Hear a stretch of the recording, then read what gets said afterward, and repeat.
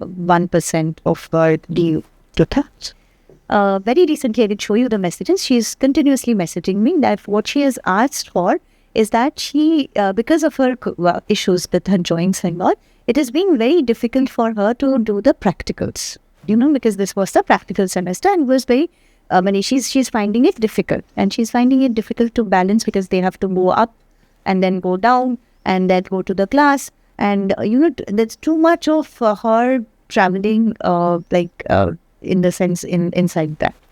And she just requested whether the classroom can be brought up at the same place where the lab is. And there's a possibility of doing that. And she also requested that if for her, just for her, her submissions are at least 10 days later. That she needs an extra time because she has hyper flexibility. So her writing becomes difficult for her for long periods. So she had first approached her professor, who said, okay, I will see to it because she has a disability card, etc. And put it to the head of the department. The head of the department put it to the director. The director said, for doing this, I too will need, the board. They put it to the board. The board said, can we do এরকম কিছু করা যায়? So the board put it to the UGC. এরকম একটা স্টুডেন্টের জন্য can we do this? But tell me, is it so difficult?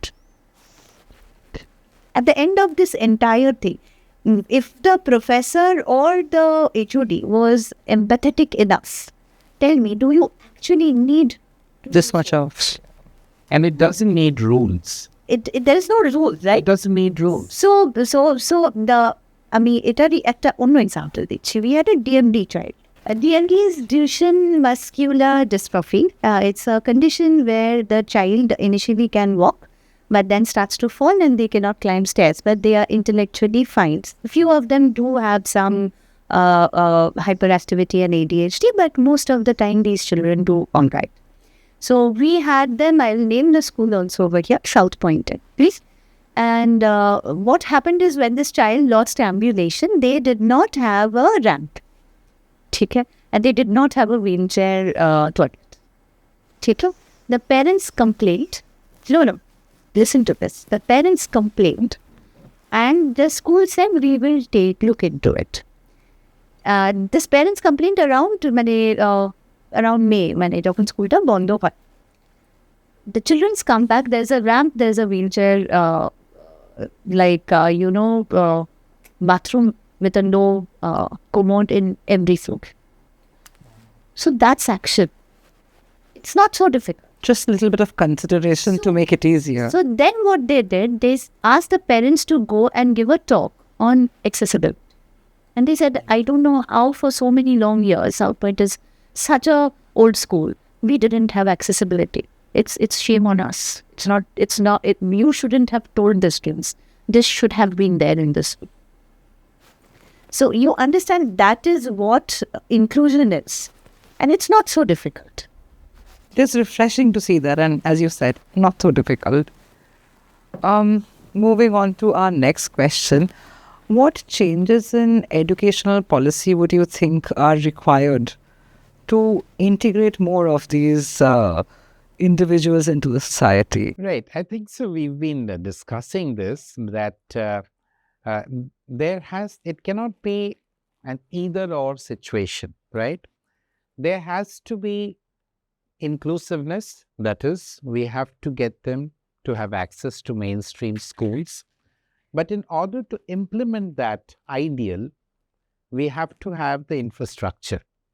We have to have accessibility for anyone who has any special needs. We have to have teachers who would be well trained to take care of the special needs.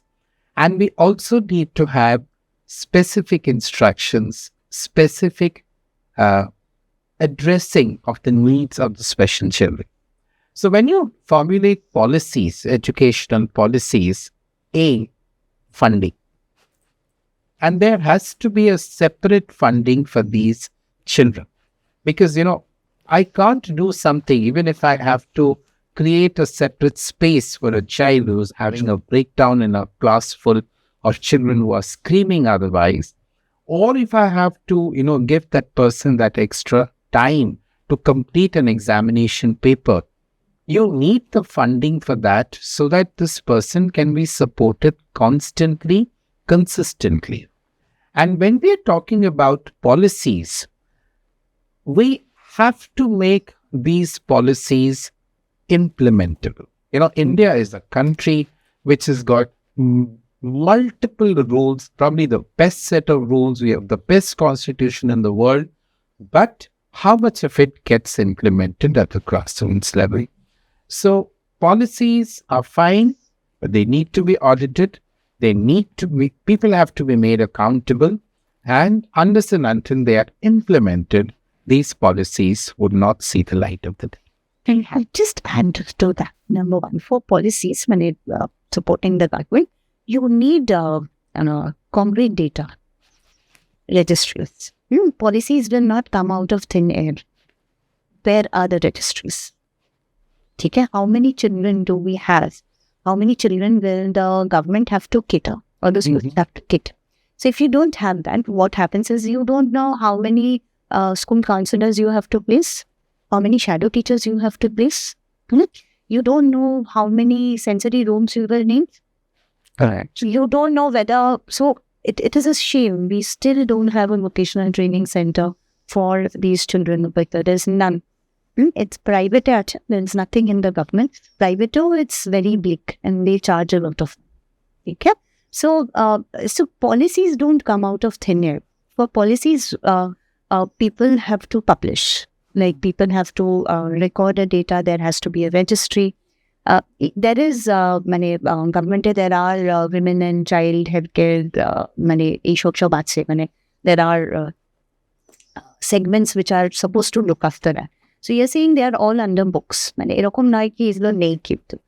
you look at the data is not there. If there is no data, then the government government is bureaucracy. Bureaucracy তখনই কিছু করবে যখন I see some ফাঁকায় তো করবে না অসীমানদের কাছে এসে যে হ্যাঁ গো তোমার আজকে 100টা পেশেন্ট আছে, আচ্ছা আপনার 50টা পেশেন্ট আছে, আপনার 20টা পেশেন্ট আছে, আচ্ছা let's do it. It's not like that. Correct? So what you need is basically a registry যেখানে people will record. এবার এরকম রেজিস্ট্রি কিন্তু অলরেডি বিকজ ডিসেবিলিটি কার্ড হয়, এরকম রেজিস্ট্রি কিন্তু অলরেডি আছে। এবার যখন আমরা এইসব এত কথা বলছি, have we ever spoke about blind and deafs? You are not, right? তুমি কোনো স্কুলে দেখেছো ব্লাইন্ড আর ব্রেলে কিছু শেখানো হচ্ছে, বা কোনো সিগনেচার দেখেছো আমাদের এত বিশাল জায়গায় যেখানে ব্রেলে কিছু হচ্ছে, ডেফনেসের জন্য কিছু হচ্ছে? That is done. So it's very easy to speak. But it's very difficult to have a policy and then have that policy and then have it implemented. কিন্তু ডেটা কি নেই? ডেটা আছে। কতগুলো ককলিয়ার ইমপ্লান্ট হচ্ছে government knows, কতগুলো eye transplant হচ্ছে বা whatever eye এর যা হচ্ছে, so many centres, everyone knows everything. ROP হচ্ছে, সবাই জানে কি হচ্ছে। But there is no comprehensive database from where these policies can be implemented. এবার পলিসি করলেও এবার তাহলে এটা কেন লাগবে? কারণ তাহলে টু আন্ডারস্ট্যান্ড দ্যাট ফান্ডিং কোথা থেকে আসবেন। এবার ফান্ডিংও যদি আসে তাহলেও কি এটা সব জায়গায় ইমপ্লিমেন্টেড যদি হতে হয়, তাহলে উই নিড স্কিলড পিপল, তাহলে সেই ট্রেনিং লাগবে। এবার shadow teacher right now is like a very difficult concept because not everyone is trained to be a shadow teacher. ঠিক আছে? এবার এইগুলো সব যদি হয়েও যায়, লাইক সে আচ্ছা ঠিক আছে ম্যাজিক্যালি এভরিথিং গেটস সেটেল, ঠিক আছে, where is the awareness for other so-called normal parents to actually see these children study with these children? And that is not once. ঠিক আছে? So understand as a society, we are very immature. It's heartbreaking to know the stories of the parents, and as a society we are very immature. Take this example, all of us sitting over here, if I see a child with dysmorphic facial features, won't you ogle at the child? With all our training, with everything around, won't you ogle at the child? I will. I have no shame in saying that I will give a second blow. I'll give for different reasons, but I will. But I seen me when I was practicing outside. we used to see these children, like these children used to study in my daughter's class also. They were also, it's like they are there. Everybody was like, okay, they are there. There was no, that turning back, oh, charm. Or bacha special. There's no judgment or... It's not like that. Even now, if we have to speak, like, if there are colleagues who have children, we will say, Are jano na, or bacha na special child. Why? It's a judgment you are passing. So these normal people also have to be normalized to, be with these people. You were talking about workplace many policies. Workplace policy, they can't speak up for themselves. So if they are doing a project, if there is a super smart type of a person, আমাদের normal লোকেরাই হয়তো অনেক সময় বলতে পারে না ওরা project চুরি করে নিয়ে চলে যাচ্ছে এই নিয়ে চলে যাচ্ছে. I'll give you another example. There was a child with Down syndrome who was working as a front office support in one of the very premium hotels. They had connections, so the child got through and she was there, and they wanted to keep up. And it's also a fashion right now to keep, people with special needs, showing that you are so empathetic. This child was bullied so much that she actually came back saying, I don't want to work. I just want to be home. Not because she was very excited when she got the job.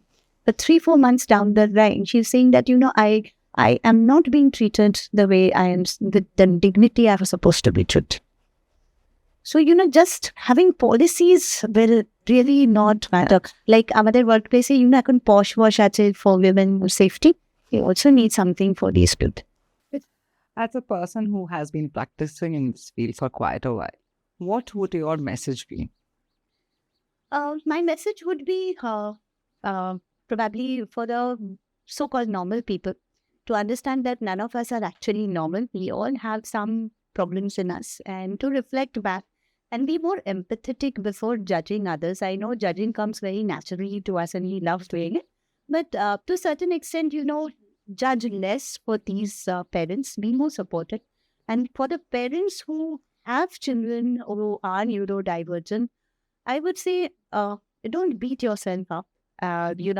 Everything takes time. We have the banyan tree and we also have the shrub, which is a rose. Both will not grow equally, but both are beautiful in their space. And I think we should also remember as caregivers, as maybe sitting on the other side as healthcare providers, as schools, as, other professionals, that I think in the animal world, we see there's space for everyone. Everyone is not supposed to be a go-getter. And we should start appreciating the slow people, so-called slow people as well. They might have a different life destiny. And everyone does not need to be a CEO in a company or a doctor or an engineer. Somebody can just be themselves. And that's also enough. So for all the people, don't beat up for yourself. And other people should be empathetic, read up more, be more inclusive in the mind. Sometimes we are very inclusive in our words, but not in our minds. So that is something which I would say that next time when you come across some things, some individuals or some parents, or you yourself are that parent, then be inclusive in your mind, not just in your words. So for me, Meekla, I think the most important message is difference is not a disability, right? And we've all been discussing a lot about what is actually implementable on the ground. It's a process, okay? We are recognizing a lot more. If I may say so, we are recognizing a lot more earlier. So we are getting better results. So let's keep it going. And let's remember that difference is not equivalent to disability. Let's not be disheartened by the differences. Let's embrace the differences and allow them to achieve their potential. That's all.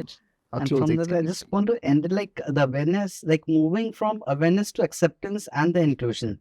So awareness says like, I know this exists. Acceptance Acceptance says, I respect and support it. Inclusion says, you belong here. So this requires changing attitude, not just adding policies. That is an amazing end to a very, very informative discussion.